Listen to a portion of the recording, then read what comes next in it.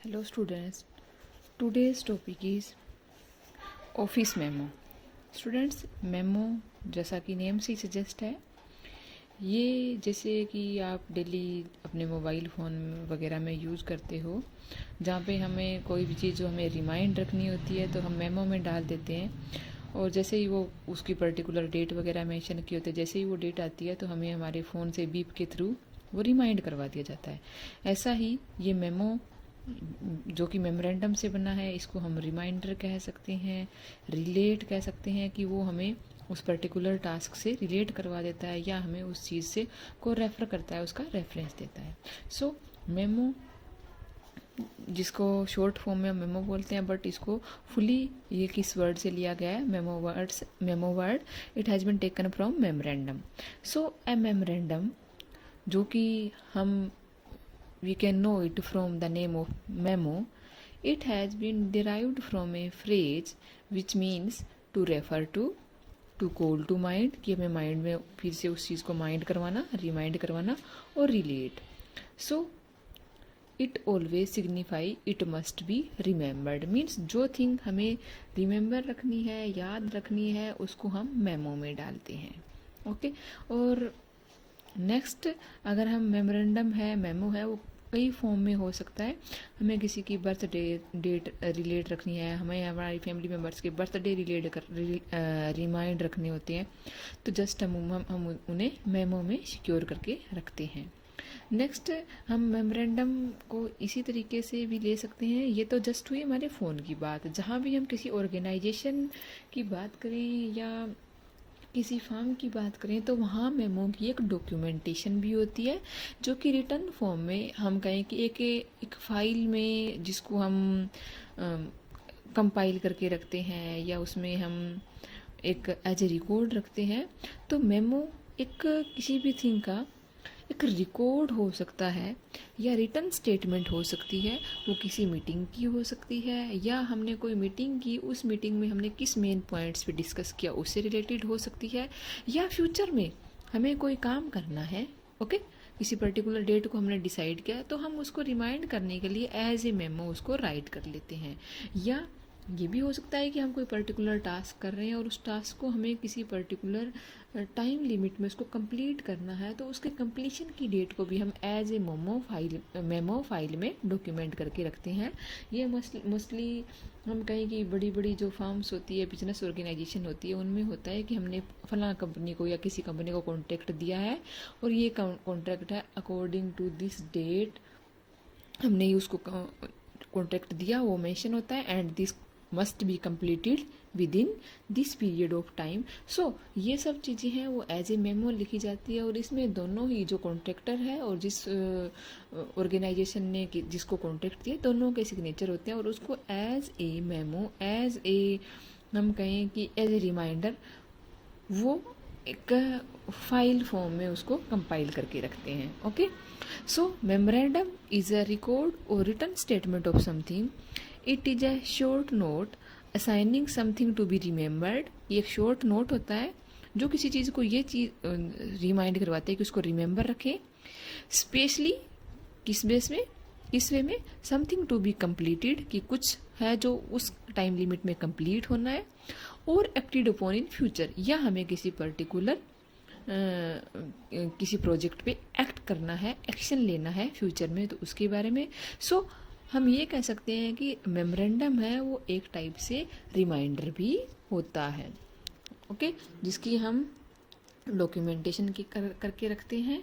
और जनरली हम बात करें तो मेमो हम जैसे कि अपने डेली, जब हम सिंपल अपने कॉमन पीपल की बात करें तो हम उसमें बर्थ डेट, एनिवर्सरी डेट उसमें स्टोर कर सकते हैं, और जो हमें पर्टिकुलर टाइम पे उसका रिमाइंड करवाती रहती है।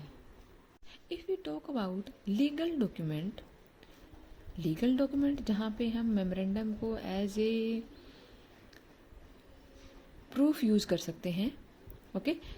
In law A memorandum is a documentation of terms of A business deal और कॉन्ट्रैक्ट। जैसे किसी फर्म ने जैसे टू ऑर्गेनाइजेशन है, ओके, उन टू ऑर्गेनाइजेशन में कोई किसी भी एक प्रोजेक्ट पे कोई बिजनेस डील होती है तो उस डील को भी वो as a memorandum, as a memo रखते हैं। या कोई किसी फर्म ने किसी कॉन्ट्रैक्टर को कोई कॉन्ट्रैक्ट दिया है तो उस कॉन्ट्रैक्ट को भी एज ए मेमोरेंडम रखा जाता है। या कंपनी ने कोई अपनी न्यू पॉलिसी लॉन्च किया है तो उस पॉलिसी को लॉन्च किया है उसको भी वो एज ए मेमो डॉक्यूमेंटेशन की जाती है। और स्टूडेंट्स, आपने डेली न्यूज़पेपर में जो इंग्लिश न्यूज़पेपर बच्चे पढ़ते हैं या हम न्यूज़ सुनते हैं तो हमने मोस्टली ये वर्ड सुना होगा कि इंडियन प्राइम मिनिस्टर है या हमारा जो फाइनेंस मिनिस्टर है उसने उस कंट्री के साथ इतने MOU साइन किए, या उस किसी भी बिजनेस ऑर्गेनाइजेशन का नेम होता है जो फॉरेन की है उनके साथ इतने MOU साइन हुए। MOU का मतलब क्या होता है? Memorandum of understanding. और ये क्या होता है?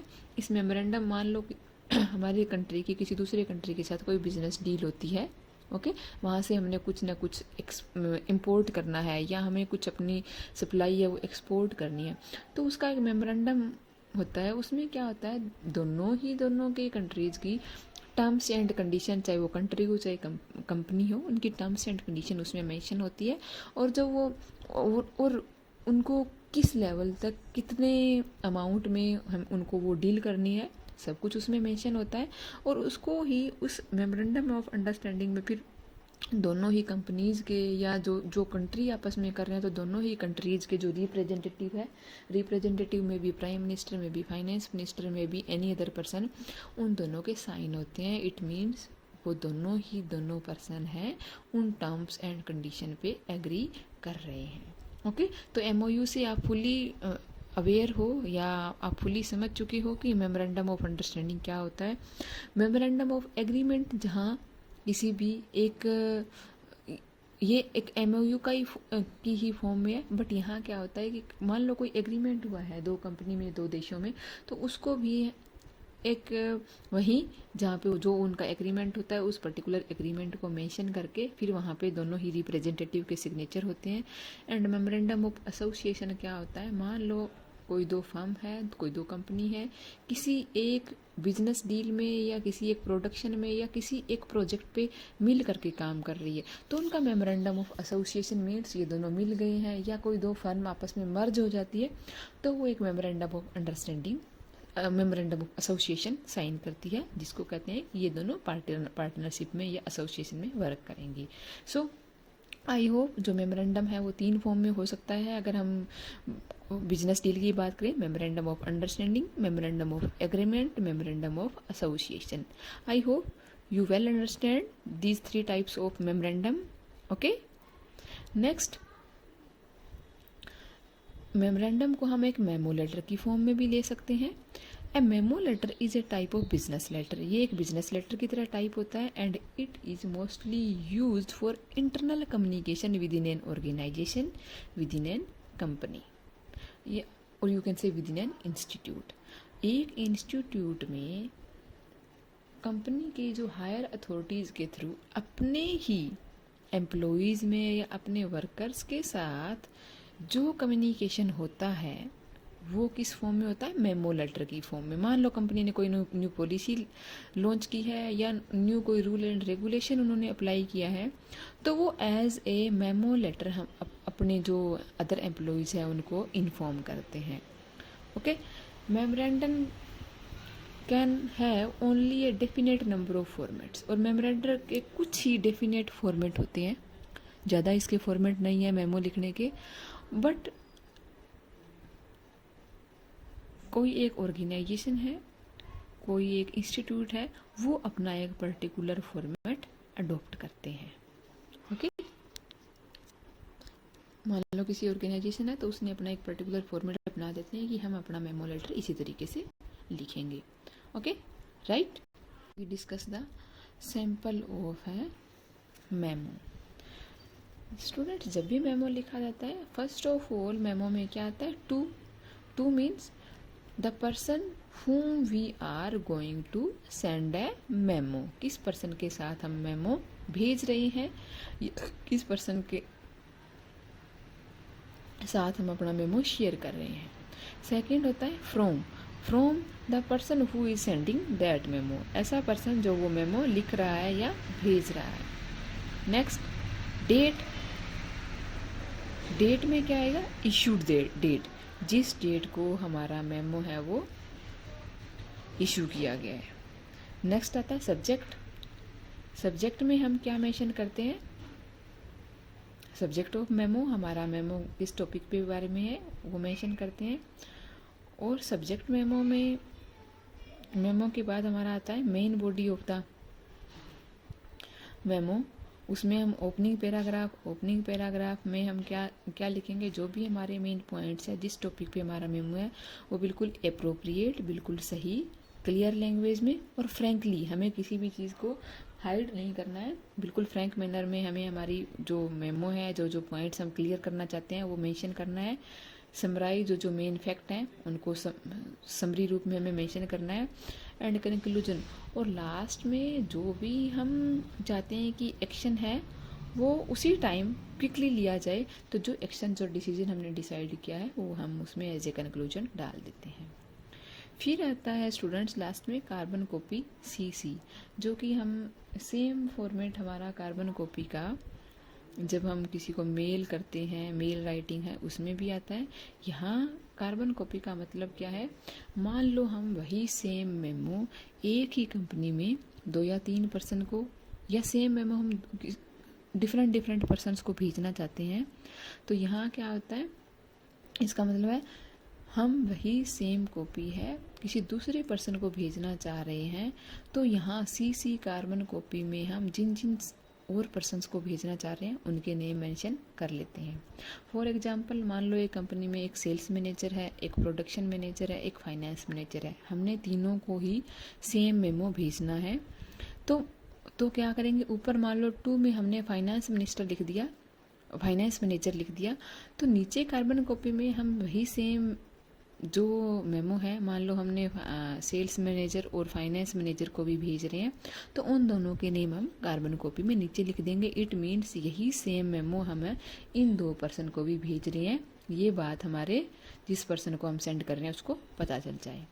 नेक्स्ट आता है अटैचमेंट। अटैचमेंट में मान लो हम उस मेमोरेंडम से रिलेटेड कोई, हमने पहले कोई MOU साइन किया हुआ है या कोई एग्रीमेंट साइन किया हुआ है, उससे रिलेटेड हम कॉपी, कोई डॉक्यूमेंट, कोई फाइल अगर हम हमारे मेमो के साथ अटैच करना चाहते हैं तो वो मेमो के साथ अटैच कर लेते हैं, और यहाँ अटैचमेंट में उस डॉक्यूमेंट का नेम लिख देते हैं कि वो हमने इसके साथ अटैच किया है।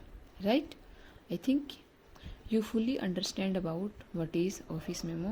Students, one more sample is also to write office memo. इसमें क्या होता है, मान लो मेमो हमने कंपनी के एक अंदर ही लिखना है या उस कंपनी के एक एम्प्लॉइज़ का ही है, तो इसमें जस्ट सिंपल सा डिफरेंस यही है कि ऊपर मान लो कंपनी के अंदर ही है तो उसी कंपनी के ऊपर नेम लिख देते हैं, उसका एड्रेस लिख देते हैं, उसके बाद फिर हम अपना मेमो लिखते हैं, फिर वही सेम हमारा प्रोसीजर रहता है, to, from, date, subject, carbon copy and attachment. Okay, I hope you have well understand about office memo.